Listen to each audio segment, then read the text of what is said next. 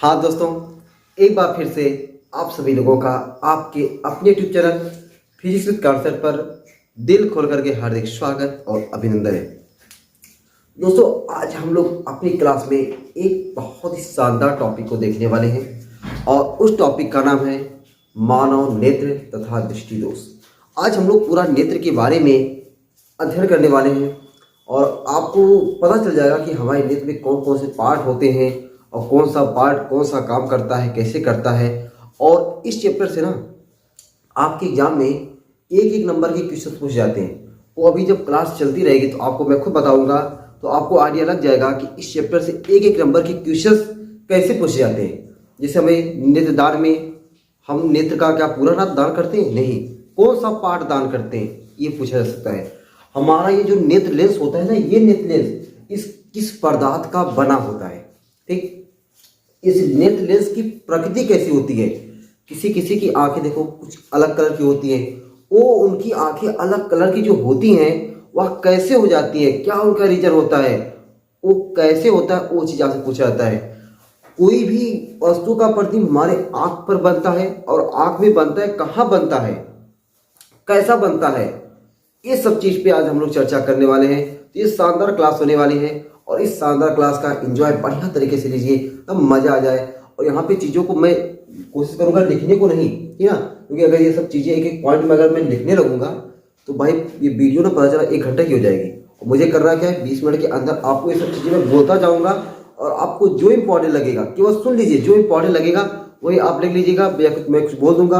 बाकी आपको एकदम इसको लिखना नहीं है A to Z कि हाँ ये सब चीज़ें होती क्या है, केवल समझना है और आपको फिगर बना करके वैसे समझ लेना है, ठीक ना। फिगर बनाना है कि ये चीज़ ऐसे होता है, ये चीज़ ऐसे होता है, ऐसे आपको बढ़िया से तैयार कर लेना है एक एक नंबर के लिए। क्योंकि यहाँ पे डिफिनीशन नहीं पूछी जाती ना कि रेटिना क्या होता है, ये क्लास 10th के लिए रेटिना क्या होता है, बाकी आपके लिए रेटिना क्या होता है ये नहीं, ठीक है। ये सब चलो भाई शुरुआत करते हैं। तो शुरुआत करते भाई ये मानव नेत्र के बारे में। तो पहले अगर कोई पूछ आपसे मानव नेत्र है क्या, ठीक ना, मानव नेत्र किसे कहते हैं, तो जो हमारा आंख होता है भाई वह एक प्रकार का प्रकाशिक यंत्र है। हमारी आंखें क्या है, एक प्रकाशिक यंत्र है जो फोटो कैमरे की भांति, जैसे जो कैमरा होता है ना, कैमरे की भांति कार्य करती हैं। और ये पूरा नेत्र मिला करके ये पूरा जो हमारा आंख है, ये पूरा आंख हमारा एक अभिसारी लेंस की भांति कार्य करता है। तो हमारी जो आंखें हैं वह क्या है, एक प्रकाशिक यंत्र है जो फोटो कैमरे की भांति काम करती हैं। और ये पूरा जो हमारा आंख है वह क्या है, एक अभिसारी लेंस होता है, अभिसारी लेंस की भांति कार्य करता है, ठीक है। अब इसके बहुत सारे पार्ट हमें लिखा हुआ है, जैसे दृढ़ पटल क्या होता है, रक्तक पटल क्या है, रक्तक पटल को हम लोग कोराइड भी कहते हैं, रेटिना क्या होता है, पीत बिंदु क्या है, अंध बिंदु क्या है, पुतली, कार्निया, जली द्रव, आइरिस, नेत्र लेंस, कांच द्रव, ये सब पार्ट क्या क्या होते हैं, यही सब आज हम लोगों को सीखना है। तो अगर हम बात करें भाई दृढ़ पटल की, कि दृढ़ पटल हमारा होता क्या है, जरा उसको भाई हम समझते हैं। दृढ़ पटल फिगर इसीलिए मैंने आपको बनाया हुआ पहले से, और फिगर के माध्यम से ही हम सारी चीज़ों को समझने वाले हैं, कि ये सब पार्ट को समझने वाले हैं। जो दृढ़ पटल होता है ना, ये क्या है, नेत्र का सबसे ऊपरी भाग है। अगर ऐसे आप नेत्र देखो, ये जो देख रहे हो ना, ये सबसे ऊपर वाला, चाहे यहाँ पे देखो चाहे यहाँ पे देखो, दोनों बतिया एक है। तो सबसे जो ऊपर वाला भाग होता है वही दृढ़ पटल कहलाता है। ये जो सबसे ऊपर वाला भाग होता है वह क्या होता है, दृढ़ होता है, अपारदर्शी होता है और श्वेत परत का होता है। ये दृढ़ होता है, अपारदर्शी होता है और श्वेत परत का बना होता है। किसका बना होता है भैया, श्वेत परत का बना होता है। इसी को हम लोग क्या कहते हैं, दृढ़ पटल कहते हैं। सोचो जरा, दृढ़ है तभी तो दृढ़ पटल नाम रखा गया। जो मनुष्य का नेत्र है का सबसे ऊपरी भाग, सबसे ऊपरी पृष्ठ क्या होता है, दृढ़ होता है, अपारदर्शी होता है और श्वेत परत का बना होता है। उसी को हम लोग दृढ़ पटल कहते हैं। तो सबसे ऊपर होता है, जितने भीतरी भाग होते हैं ना सबकी सुरक्षा करता है, इसलिए इसको सुरक्षा कवच भी कहते हैं, ठीक है। इतनी बात समझ में आ गई। बस ऊपर है, दृढ़ पटल है, दृढ़ है, अपारदर्शी है, श्वेत परत का बना है, और इसमें कुछ रटना नहीं है, समझना है, बस समझना है। उसके बाद है कि आपका रक्तक पटल क्या होता है, ठीक ना। दूसरा आपका यहाँ पे भाग है रक्तक पटल। रक्तक पटल देखो भाई क्या हो जाएगा, जो रक्तक पटल है ना वह दृढ़ पटल के नीचे, देख रहे हो, दृढ़ पटल ये हो गया। ये पहला वाला क्या कहलाएगा, दृढ़ पटल। इसके बाद ये वाला है, इसको लोग क्या बोलेंगे, रक्तक पटल। तो रक्तक पटल जो होता है वह दृढ़ पटल के नीचे एक काले परत की झिल्ली होती है, काले रंग की होती है। ठीक है, जो काले रंग के होने के कारण यह प्रकाश को अवशोषित करती है और भीतरी परावर्तन को रोकती है। क्यों ऐसा करती है? क्योंकि काले रंग की है ना, जो चीज काले रंग की होती है वह प्रकाश को अवशोषित करती है और भीतरी परावर्तन को क्या करती है, रोकती है। तो भाई जो काला रंग होता है ना, वह काला रंग ऊष्मा का अवशोषक होता है। ठंडियों का मौसम चल रहा है, ठंडियों के सीजन में अगर आप काली शर्ट पहन रहे हो और एक सफ़ेद शर्ट पहन रहे हो, तो काली शर्ट पहन के थोड़ा सा आप धूप लीजिए, आपको गर्मी जैसा महसूस होगा ठंडी में भी। ठीक है, और गर्मी में पूछो मत, पसीना पसीना फेंक दोगे। वही गर्मियों में हमें सफ़ेद शर्ट सुकून महसूस करवाता है, एकदम पहन लो इससे आपको लगा सुकून। और काली शर्ट पहन करके अगर आप धूप में चल जाओगे ना, पसीना तो पहले से गर्मी सो ही रहा है और गर्मी और खींचेगा और पसीना से एकदम भीग जाओगे। वही पता है, काले आदमी जो होते हैं ना, काले आदमियों को गोरे आदमियों की अपेक्षा पसीना ज़्यादा होता है। अगर धूप में खड़े हो, दो लोग खड़े हो जाए तो काले आदमी जो रहेंगे ना उनको पसीना और ज़्यादा होगा। क्यों? क्योंकि काले जो आदमी है वो क्या है, ऊष्मा का अवशोषक है। इसीलिए देखो, जो भैंस होती है, गाय होती है, भैंस को ज़्यादा गर्मी लगती है जबकि गैया को कम गर्मी लगती है।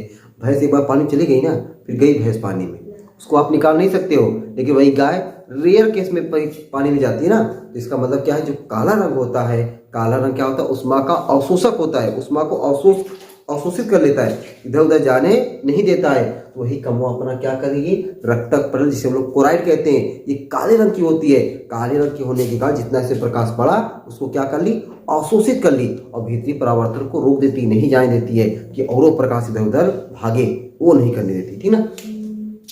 अब इस रक्तक पटल के नीचे यहाँ पे देख रहे हैं ना, ये रेटिना है। ये क्या है, रेटिना है।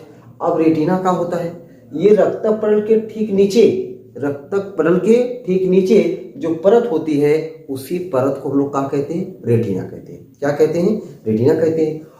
और देखो, अब क्या इंपॉर्टेंट आपकी जान पूछा जाता है कि किसी भी वस्तु का प्रतिबिंब आंख में बनता कहाँ है। तो कोनो भी वस्तु, कहीं भी वस्तु, अगर आप मुझे देख रहे हो, ठीक है, तो इसका मतलब कि मेरा प्रतिबिंब, मेरे चेहरे का प्रतिबिंब आपके आंख के रेटिना पर बन रहा है। कहाँ पे बन रहा है, रेटिना पर बन रहा है। और जो रेटिना पर बनता है ना, खास बात ये देखो भाई, जो रेटिना पर प्रतिबिंब बनता है वह वास्तविक और उल्टा होता है। अब सोचो जरा, हमें आप जो देख रहे हो, आपके आंख में, आपके आंख के रेटिना पर जो हमारा प्रतिबिंब बन रहा होगा, वह कहाँ बन रहा है, रेटिना पर बन रहा है, और वास्तविक और उल्टा बन रहा है। लेकिन क्या हमको आप उल्टा देख रहे हो? नहीं। कैसा देख रहे हो, सीधा। क्यों? क्योंकि ये जो प्रकाश सिराएं होती हैं, ये प्रकाश सिराएं मस्तिष्क को मैसेज भेजती हैं, ए भाई ये चीज ऐसा नहीं ऐसा है, ये चीज ऐसा नहीं ऐसा है। अनुभव के आधार पर, अनुभव के आधार पर हम चीजों को तुरंत, अब सोचो ये इतनी तेज काम होता है कि लाइफ में अभी तक कभी ऐसा हुआ ही नहीं है कि हम लोग कोई चीज देखें और वो हमको उल्टा दिखाई दे। कोई चीज देखें वह हमको उल्टा दिखाई दे, कभी ऐसा हुआ है? नहीं।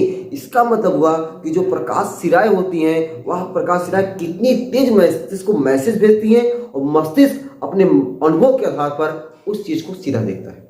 ठीक है, रेटिना समझ आ गया कि रेटिना क्या है, कि रक्तक पटल के ठीक नीचे वाली जो परत होती है उसी को रेटिना कहते हैं। वास्तु का प्रतिबिंब कहाँ बनता है, रेटिना पर बनता है। कैसा बनता है, वास्तविक और उल्टा बनता है। लेकिन दिखाई कैसा दे रहा है, सीधा। क्यों सीधा दिखाई दे रहा है? क्योंकि जो प्रकाश सिराएं होती हैं वह मस्तिष्क को मैसेज भेजती हैं और मस्तिष्क को अनुभव के आधार पर हमें सीधा दिखाई देने में सहायता करता है। ठीक है, अब पीत बिंदु, अन्य बिंदु भी यहीं पे समझ लेते हैं। देखिए, पहले आओ इसको हम लोग कार्निया समझ लेते हैं। पहले कार्निया क्या है, जरी द्रव, ये सब समझ लेते हैं ना। कार्निया देखो भाई, कार्निया क्या गजब का ये चीज है। कार्निया, कार्निया, कार्निया क्या होता है भाई, हमने रेटिना को समझ लिया ना, कार्निया समझ लेते हैं। कार्निया क्या होता है, अब देखो, ये हमारा दृढ़ पटल है, दृढ़ पटल के सामने वाला भाग, ठीक ना। दृढ़ पटल ये वाला हो गया, दृढ़ पटल के सामने वाला भाग कुछ उभरा हुआ है कि नहीं, देखो ये इससे कुछ ऐसे उभरा हुआ है, उभरा हुआ होता है और पारदर्शी होता है। अरे भैया, पारदर्शी रहेगा तब तो प्रकाश अंदर जाएगा, नहीं लगा ये पारदर्शी नहीं रहेगा तो प्रकाश अंदर प्रवेश करेगा, रेटिना पर प्रतिबिंब पहुंचेगा, कभी नहीं पहुंच पाएगा। तो कैसा होता है, ये पारदर्शी होता है। कौन, कार्निया। तो दृढ़ पटल के सामने का भाग कुछ उभरा हुआ होता है और पारदर्शी होता है, उसी को हम लोग क्या कहते हैं, कार्निया कहते हैं। और हमारी आंख में प्रकाश कार्निया से होकर ही प्रवेश करता है, ठीक ना। सबसे पहले कहाँ पहुंचेगा, कार्निया, कार्निया से होकर तब जाके अंदर जाएगा। ठीक, अच्छा एक बड़ी बात, जो नेत्रदान होता है, हम लोग नेत्रदान में पूछा जाता है 1 नंबर में, कोई भी पूछ सकता है, आपके घर बगल में कोई पूछ सकता है कि नेत्रदान में हम लोग नेत्र का कौन सा भाग दान किया जाता है, नहीं पता रहेगा, वो बना लोगे। तो क्या करना है, वो नहीं बनाना है, उसको तुरंत जवाब देना है कि नेत्रदान में कार्निया का दान किया जाता है। किसका? कार्निया का, ठीक ना। नेत्रदान में हम लोग क्या करते हैं, कार्निया का दान करते हैं, ठीक ना। पूरी अखियां नहीं दे दिया जाता है। अब कार्निया के बाद आप देख रहे हो आइरिस, क्या है? आइरिस। आइरिस देखो क्या होता है, कार्निया के ठीक पीछे, कार्निया, ये कार्निया हो गया, कार्निया के ठीक पीछे ये चीजियां, ये दोनों जो ये लाल लाल रेड बनाया है ना मैं, ये लाल वाला ये क्या है? आइरिस है, ठीक, आइरिस है।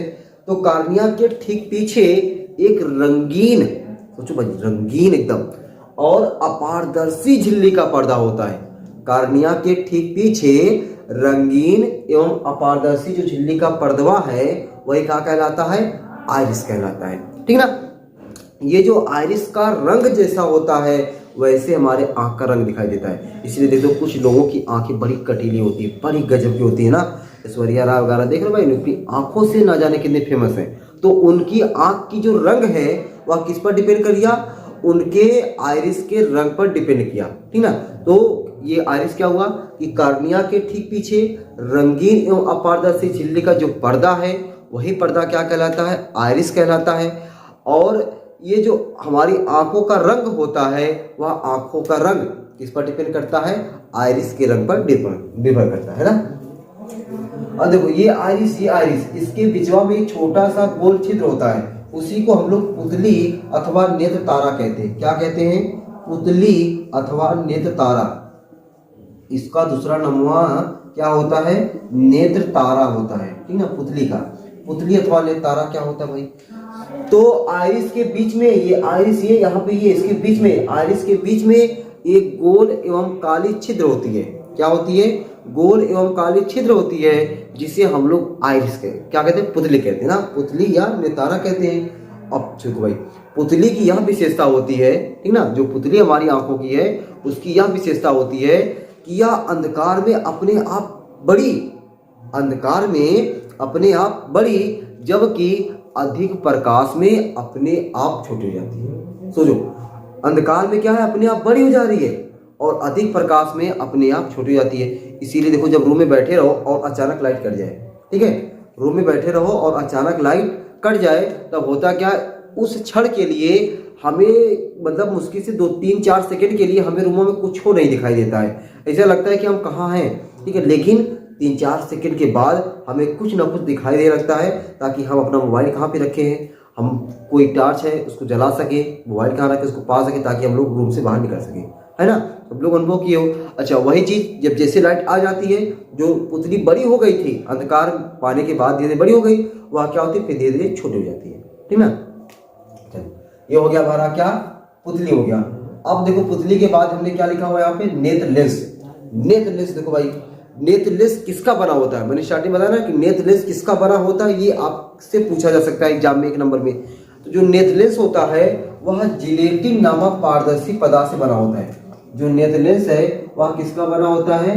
जिलेटिन, जिलेटिन नामक, जिलेटिन या क्या मैं लिखा हूँ, जिलेटिन लिखा हुआ, गजब, जिलेटिन ना, जिलेटिन, जिलेटिन नामक पारदर्शी ऊतकों का बना होता है।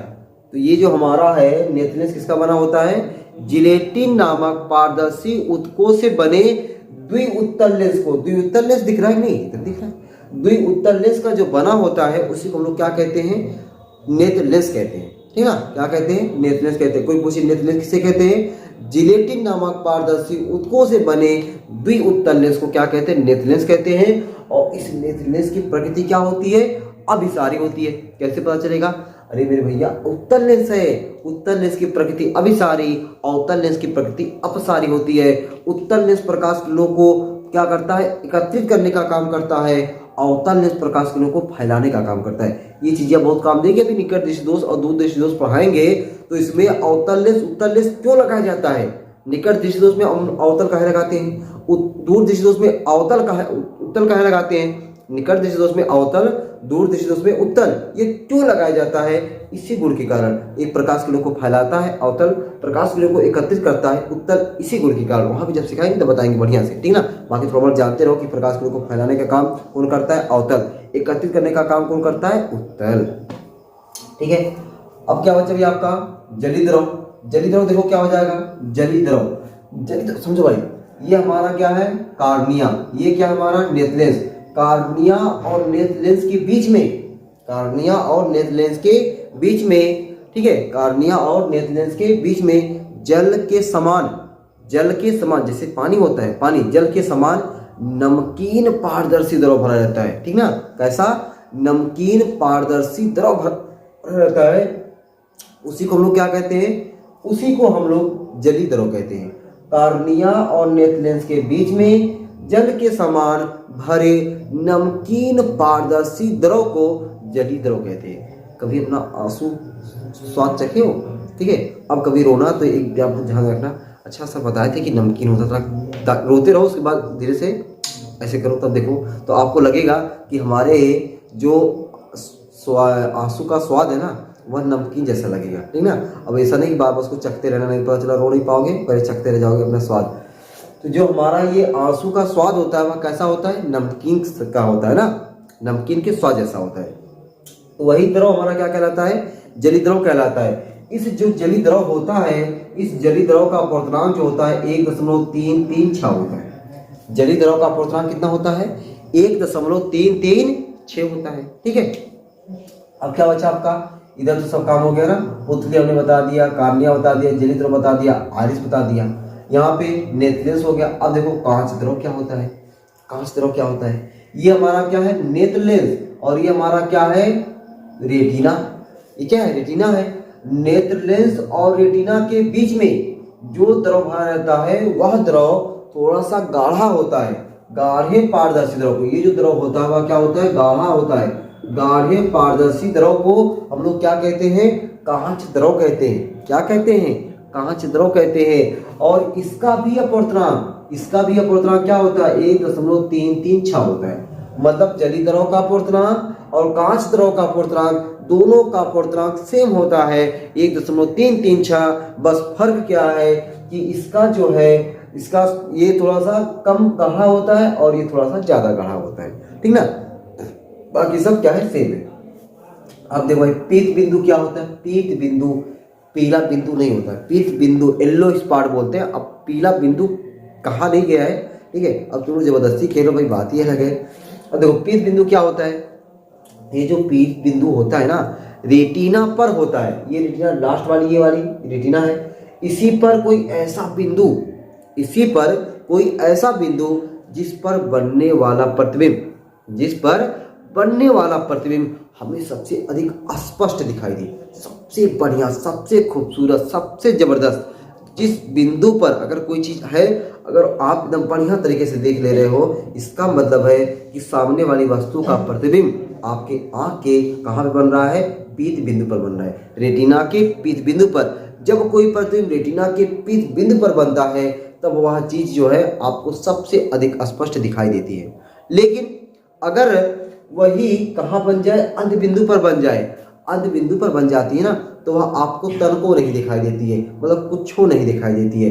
क्यों? क्योंकि उस जहां देखिए अंध बिंदु है, तो अंध बिंदु पर रेटिना पर जो बिंदु है उस स्थान पर जो प्रकाश सिराएं होती हैं, देखो ये प्रकाश सिराएं, ये सब प्रकाश सिराएं हैं, ये प्रकाश सिराएं उस स्थान को छेद कर, मतलब रेटिना को छेद कर कहाँ पे जाती हैं? मस्तिष्क जाती हैं। जिस स्थान पर प्रकाश सिराएं रेटिना को छेद कर मस्तिष्क में जाती हैं, उस स्थान पर बना हुआ प्रतिबिंब हमको रच्चों नहीं दिखाई देता, ठीक ना। उसी को हम लोग क्या कहते हैं? अंध बिंदु कहते हैं। क्या कहते हैं? अंध बिंदु कहते हैं। ये सब रहा आपका मानव नेत्र की संरचना। आपको करना क्या है? ये बढ़िया सा फिगर बनाना है। जैसे मैं कलर वाइज बना दिया हूँ ना, आप अगर ऐसे कलर वाइज बना करके कलर वाइज तरीके से लिख दोगे तो वो थोड़ा आकर्षक हो जाएगा, ठीक है। इस तरीके से करके अगर आपको चीजें लग रहा है कि नोट करने की जरूरत है, जो मैं बोला हूँ उसको नोट करने की जरूरत है, नोट करिएगा। बाकी नोट करने की कोई जरूरत नहीं है, ठीक है। बस नाम से इसकी थोड़ा सा डिफिनेशन पता होना चाहिए। और एग्जाम में जो आपसे इस चैप्टर से जितनी चीजें मैं बता रहा हूँ उसमें से अगर पूछ सकता है मैक्सिमम, तो क्या पूछ सकता है, एक बार मैं उसको और चर्चा कर दे रहा हूं। पहला कि जो हमारा नेत्रदान में किस भाग का दान किया जाता है, कार्निया का। अगर ये चीज अगर नहीं याद है इसको लिख सकते हो कि नेत्रदान में किसका दान किया जाता है, कार्निया का दान किया जाता है। दूसरा, नेत्र लेंस की प्रकृति कैसी होती है, नेत्र लेंस की प्रकृति अभिसारी होती है। नेत्र लेंस, तीसरा, नेत्र लेंस किसका बना होता है, नेत्र लेंस जिलेटिन नामक पारदर्शी ऊतक से बना होता है। किसका, जिलेटिन नामक पारदर्शी ऊतक से बना होता है और हमारा नेत्र लेंस। कांच द्रव और जली द्रव का अपवर्तनांक कितना होता है, कांच द्रव और जली द्रव दोनों का अपवर्तनांक 1.336 होता है। ठीक है। किसी भी वस्तु का प्रतिबिंब कहाँ पर बनता है, हमारे आंख के रेटिना पर बनता है। कैसा बनता है, वास्तविक और उल्टा बनता है। कैसा दिखाई देता है, सीधा दिखाई देता है। क्यों, क्योंकि प्रकाश तंत्रिकाएं हमें मस्तिष्क को मैसेज भेजती हैं, तब मस्तिष्क अनुभव के आधार पर उसको सीधा देख लेता है। ठीक है। और इससे ज्यादा इतनी चीजों से में जो मैंने बताया और इससे हटके और कुछ पूछ ही नहीं सकता है। ठीक है, इंटर लेवल पे। बाकी हाई स्कूल लेवल पे तो बात ही अलग है ना, तुम लोग हाई स्कूल थोड़ी है, इंटर की है ये। ठीक है, तो ये रहा। अब इतनी चीजें अगर आपको समझ में आ गई होगी, भाई मैं साइड हो गया हूँ, आप लोग बढ़िया तरीके से फिगर को पहले से बना लिए होंगे। ठीक है, अब हम लोग थोड़ा सा देख लेते हैं इसमें कि नेत्र में प्रतिबिंब का बनना, यानी नेत्र से प्रतिबिंब कैसे बनता है। ठीक है, ये भी चीजें कुछ लिखनी नहीं है जो मैं अभी बोलने जा रहा हूँ, नेत्र से प्रतिबिंब का बनना। ठीक है, वो सब चीजें भी आपको लिखने की जरूरत नहीं है, बस आप खुद ब खुद समझ जाओगे अभी जब मैं इसको चीजों को समझाऊंगा। नेत्र से प्रतिबिंब का बनना,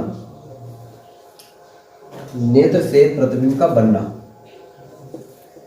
नेत्र से प्रतिबिंब का बनना मतलब जो हमारी रेटिना पर प्रतिबिंब बनता है वह कैसे बनता है उसी के बारे में हमको थोड़ा समझ लेना है। प्रतिबिंब का बनना, नेत्र से प्रतिबिंब का बनना। अब देखो, जैसे ये हमारी आंख हो गई, हमारी आंख के सामने ये वस्तु हो गई। ठीक है, अब ये आंख यहाँ पे आ गई। ठीक है, इस आंख के सामने अगर ये वस्तु है, इस वस्तु से चलने वाली प्रकाश की किरणें, इस वस्तु से चलने वाली प्रकाश की किरणें सबसे पहले कहाँ पे जाएंगी, कार्निया पर जाएंगी। कार्निया पे जैसे प्रकाश की किरण आपतित होती है वहां से ये, क्योंकि भाई ये पारदर्शी ऊतक से बना हुआ है या पारदर्शी माध्यम है, तभी तो प्रकाश किरण एक से दूसरे में जा रही है। ठीक ना, नहीं तो पता चला यह अगर ये पारदर्शी नहीं होता तो यहाँ पे आधी आने के बाद परावर्तित हो जाती, लेकिन ऐसा नहीं होता है। ये क्या है, पारदर्शी है, इससे प्रकाश की किरण आपतित होती है। आपतित होने के बाद अपवर्तित होकर प्रकाश की किरण जो हमारी है वह कार्निया पर क्या होती है, आपतित होती है। आपतित होने के बाद अपवर्तित होकर यहाँ पे क्या है, ये जली द्रव, फिर ये क्या है, नेत्र लेंस, फिर ये क्या है, कांच द्रव। जली द्रव, नेत्र लेंस, ठीक है, जली द्रव, यहाँ पुतली भी हो सकता है, पुतली, नेत्र लेंस, कांच द्रव से होते हुए रेटिना पर जाकर मिलती हैं, रेटिना पर जाकर मिलती हैं। और जिस वस्तु से इस वस्तु से प्रकाश की किरण चली थी तो इस वस्तु का प्रतिबिंब कहाँ पर बन गया, रेटिना पर बन गया। अपवर्तित होकर कहाँ पे मिला, रेटिना पर मिला, और रेटिना पर इस वस्तु का वास्तविक और उल्टा प्रतिबिंब बना। कैसा बना, वास्तविक और उल्टा प्रतिबिंब बना। लेकिन ये जो प्रकाश सिराएं हैं, ये प्रकाश सिराएं मस्तिष्क को मैसेज भेजती हैं, नहीं भाई ये चीज ऐसे जो उल्टा बन रहा है ना, उल्टा नहीं है, वो सीधा है, और हम लोग अनुभव के आधार पर उसको सीधा देख लेते हैं। ठीक है, ये वापिस से कोई भी वस्तु हो, उस वस्तु से चलने वाली प्रकाश की किरण सबसे पहले कहाँ पे आपतित होती हैं, कार्निया पर आपतित होती हैं। कार्निया से अपवर्तित होकर वे क्रमशः जली द्रव, नेत्र लेंस, कांच द्रव से होते हुए रेटिना पर जाकर मिलती हैं, और उस वस्तु का प्रतिबिंब रेटिना पर वास्तविक और उल्टा बनता है, और प्रकाश सिराओं द्वारा मस्तिष्क को जो मैसेज भेजा जाता है उस मैसेज के आधार पर हमें वह चीज क्या दिखाई देता है, सीधा दिखाई देता है। ठीक ना, क्या दिखाई देता है, सीधा दिखाई देता है। अब देखो जरा भाई, अब नेत्र की समंजन क्षमता क्या होती है, नेत्र की समंजन क्षमता, नेत्र की समंजन क्षमता जो भाई नाम से ही स्पष्ट है, समंजन कर लेने को, सामंजस्य बैठा लेना। कभी सुनते होगे ना, दो लोगों में अगर झगड़ा हो रहा है तो कोई तीसरा आकर के उसको हल निकाल दे। क्या किया, वो तीसरा आदमी उन दोनों के सामंजस्य को बैठा दिया, जो उनमें गड़बड़ हो रही थी उस गड़बड़ को सेट कर दिया, अब दोनों फिर से चल रहे हैं। ठीक ना, तो सामंजस्य बैठा देना, तो वही अगर सामंजस्य बैठा देने का मतलब है कि देखो जैसे ये वस्तु है, इस वस्तु का प्रतिबिंब हमारे आंख पर बन रहा है, इसका मतलब कि सब कुछ ठीक ठाक चल रहा है, कोई दिक्कत नहीं है। जब इस वस्तु का प्रतिबिंब हमारे आंख के रेटिना पर नहीं बनेगा तब समझो सामंजस्य बिगड़ रहा है। सामंजस्य क्या हो रहा है? बिगड़ रहा है। तो यही सामंजस्य बनाना, ठीक ना। तो अब सामंजस्य मतलब क्या हो जाएगा? अब जरूरी की वस्तु हमेशा बार बार यही हो नहीं, दूर भी हो सकती है। हम लोग चांद तारे देखते हैं, ठीक है, चांद तारे, तो वस्तु दूर हो या वस्तु पास हो, उस दूर या पास की जो वस्तु है उसको देखने के लिए जो हमारी आंख में जो ये नेत्रलेंस होता है, ये नेत्रलेंस जो है अपनी फोकस दूरी को एडजस्ट करता है, सामंजस्य बैठाता है कि दूर की वस्तु देखना है तो हमको हल्का सा आंखें, अब इसे मतलब चलो दूर की वस्तु देखना, आप सिंपल ऐसे देख सकते हो, ठीक है। लेकिन इससे मतलब देखो अभी मुझे मार्कर देखना है, ये तो मार्कर अभी ऐसे देखना है तो मुझे हल्का सा नजर झुकाना पड़ता है। लेकिन ऐसे सिंपल सामने देखना हो तो सिंपल, तो सामने देखना होता है, दूर देखना होता है, उस दशा में हमारी जो नेत्र होती है श्रांत अवस्था में होती है। एक बार मैं बोल रहा हूँ, ये क्या है? श्रांत अवस्था, श्रांत अवस्था।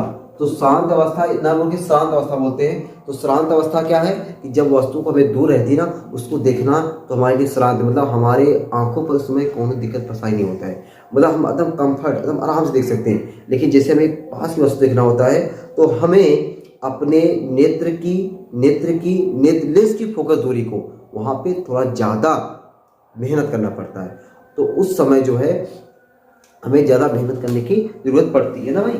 चलो, तो ये हमारा क्या हो गया कि नेत्र की समंजस क्षमता, कि वस्तु पास हो या वस्तु दूर हो, उसको देखने के लिए नेत्र लेंस द्वारा उसकी फोकस दूरी, नेत्र लेंस द्वारा अपनी फोकस दूरी को समायोजित कर लेने की जो क्षमता होती है वही क्या कहलाती है? नेत्र की समंजन क्षमता कहलाती है। क्या कहलाती है? नेत्र की समंजन क्षमता कहलाती है, ठीक है। अब यही जब समंजन क्षमता डिस्टर्ब होने लगती है, ठीक है, मतलब ये नेत्र लेंस, मतलब अब ये जो नेत्र लेंस है वह अपनी फोकस दूरी को बढ़िया से एडजस्ट नहीं कर पा रहा है, तब हमारी आंख के अंदर दोष हो जाता है, ठीक है, तब दोष होता है। अब दोष में हम लोग कई प्रकार के दोष पढ़ने वाले हैं, निकट दृष्टि दोष, दूर दृष्टि दोष, जरा दूर दृश्यता, ठीक है, अबिंदुकता, वलांगता, मतलब जितने प्रकार के दोष हैं सब हम लोग पढ़ डालेंगे ताकि तब बढ़िया से नॉलेज हो जाएगा, ठीक है। ये सब सीखेंगे हम लोग अगली वीडियो में, कितने प्रकार के दोष हैं, दोष में कौन कौन सा दोष है, उसका निवारण क्या है, कारण क्या है, कैसे उपचार कर सकते हैं, काहे को होता है, काहे नहीं होता है, ये सब चीज़ें हम लोग अगली वीडियो में सीखेंगे। अच्छा, एक चीज़ और इस वीडियो में हम लोग सीख लेते हैं, नेत्र दंड तथा शंकु, ठीक ना, नेत्र दंड तथा शंकु, नेत्र दंड तथा शंकु। अब देखो भाई, नेत्र दंड तथा शंकु होता क्या है? ये हमारी आंख का रेटिना है ना, रेटिना जो है वह बहुत सारी प्रकाशित तंतु से मिलकर बना हुआ था ना। ये जो हमारी रेटिना है, ये इस रेटिना में प्रकाश तंतु या प्रकाश सिराएं कह सकते हो, या प्रकाशित सेल, ठीक है, प्रकाशित सेल जो है इसमें क्या होती है? बहुत ज़्यादा होती है, बहुत अधिक मात्रा होती है। किसमें? रेटिना में। रेटिना में प्रकाशित सेलों की बहुत अधिक मात्रा होती है, ठीक ना। रेटिना में प्रकाशित सेलों की बहुत अधिक मात्रा होती है। अब ये जो प्रकाशित सेलें होती हैं ये दो प्रकार की होती हैं। प्रकाशित सेलें कितने प्रकार की होती हैं? दो प्रकार की होती हैं। एक होती है दंडाकार सेल, एक होती है दंडाकार सेल, और एक होती है शंक्वाकार सेल, ठीक है। अब यहाँ से आपकी एग्जाम में 1 नंबर का क्वेश्चन बनता है, अब वही चीज मैं बताने वाला हूँ। एक होता है दंडाकार सेल और एक होता है शंक्वाकार सेल।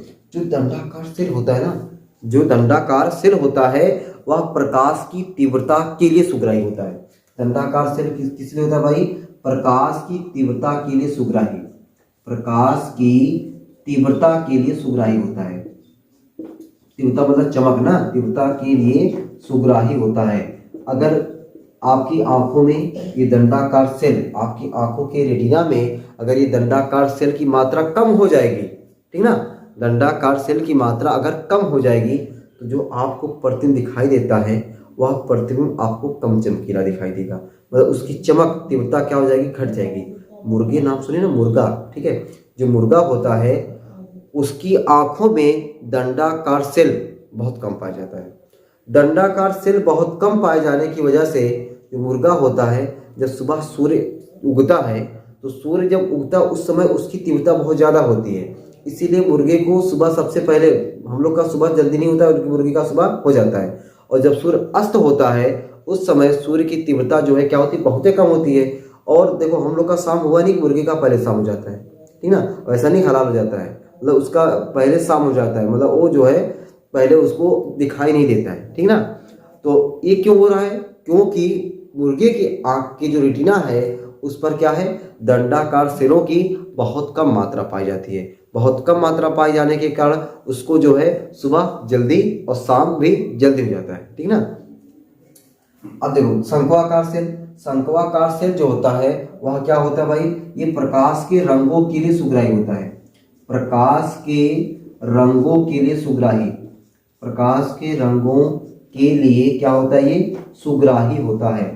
हम जो लोग भाई अलग अलग कलर को देख ले रहे हैं, अलग अलग कलर को देख करके पहचान ले रहे हैं कि ये फलाने ये वाला कलर है, ये जैसे ये ब्लैक है, ये व्हाइट है, ये रेड है, ये ब्लू है, ये सब हम लोग पहचान पा रहे हैं। इसका मतलब है कि हमारी आंख के रेटिना पर, हमारी आंख के रेटिना में ये जो शंक्वाकार सेल है, शंक्वाकार सेलों की पर्याप्त मात्रा है, ठीक ना। और जिस व्यक्ति की आंख में शंक्वाकार सेल की पर्याप्त मात्रा नहीं रह जाती है वह जो है वह कलर को अच्छे से पहचान नहीं कर पाता है, रंगों के लिए सुग्राही होता है, वह रंग की वह उससे है ही नहीं है तो रंगों के लिए सुग्राही कहाँ रह सकता है, ठीक है। तो ये सब चीजें हमने आपको आज सिखा दिया भाई नेत्र के बारे में। अब इतना चीजें नेत्र के बारे में जो सिखाया हुआ है इससे हटकर आपके एग्जाम में कुछ आ नहीं सकता है। अगर आपने इस पूरे लेक्चर को देखा और लेक्चर को देखने के बाद आपको जो चीजें लग रहा है कि हमें इस चीज को नोट कर लेना चाहिए, फिगर बनाइए, फिगर बनाने के बाद आपको जो पॉइंट हमने 5 पॉइंट 6 पॉइंट बताया उसको अलग से नोट कर लीजिए। इसके बाद ये दंडाकार सेल, शंक्वाकार सेल, दंडाकार सेल जो है प्रकाश की तीव्रता के लिए सुग्राही है, शंक्वाकार सेल प्रकाश के रंगों के लिए सुग्राही है। बाकी और कुछ लगता है कुछ इंपॉर्टेंट अगर आपको लग रहा है तो उसको अपनी कॉपी में लिखिए और उसको बढ़िया से पढ़ डालिए, बस आपके लिए इतना ही पर्याप्त है, ठीक ना। चलो तो फिर हम लोग अगली क्लास में देखेंगे निकट दृष्टि दोष, दूर दृष्टि दोष, मतलब दृष्टि दोष के बारे में अगली क्लास हमारी रहेगी और उसमें हम लोग दृष्टि दोष को बढ़िया तरीके से समझेंगे। तो उम्मीद करते हैं कि आज आपको क्लास ये अच्छे समझ में आ गया होगा। आप लोग ऐसे ही हंसते रहो, मुस्कुराते रहो, अपना और अपना परिवार का बढ़िया से ध्यान रखो, पढ़ाई लिखाई शानदार जबरदस्त तरीके से करते रहो। चलिए फिर मिलते हैं अगली वीडियो में, तब तक के सबको बाय बाय।